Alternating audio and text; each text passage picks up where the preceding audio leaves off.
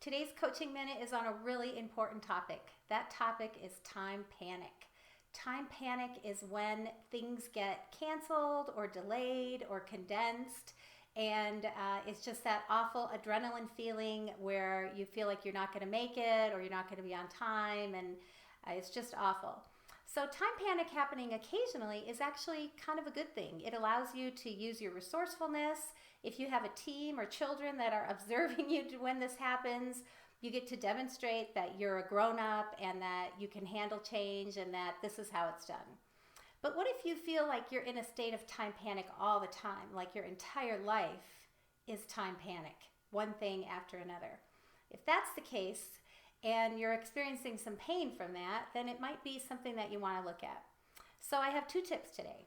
One is that if you're in a state of time panic, that if you're constantly late and overlapping and you feel like you're running from one thing to the next and that life has you more than you have life, that there's nothing wrong with you. You're not a bad person. You don't have a personality defect. It's not something that you need to look at in that way at all. The second thing is that what you really need to look at is relatively complex to do, but it sounds very simple. And that is to look at your time estimation skills. Most people think they have a time management problem, but oftentimes people manage their time really well. They just don't manage it within a state of reality, considering that they're human. And that, for example, booking appointments back to back without time for a restroom break is not really taking into consideration your reality or that you're human.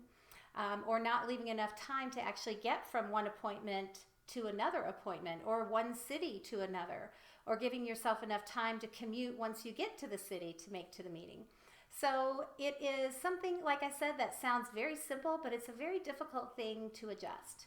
So what I would encourage you to do, if you are ready to live a life without that time panic and feel like you have more control over your life, is to kind of look at your time estimation skills and look at that habit. And maybe for the next week, schedule yourself a little too much time and see what happens to kind of give you a gauge of just how far off you are.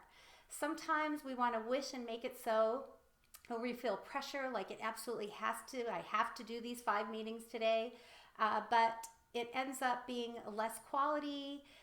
We're less focused, we're less effective, and so take a look at those time estimation skills and shoot me a note and tell me what you did.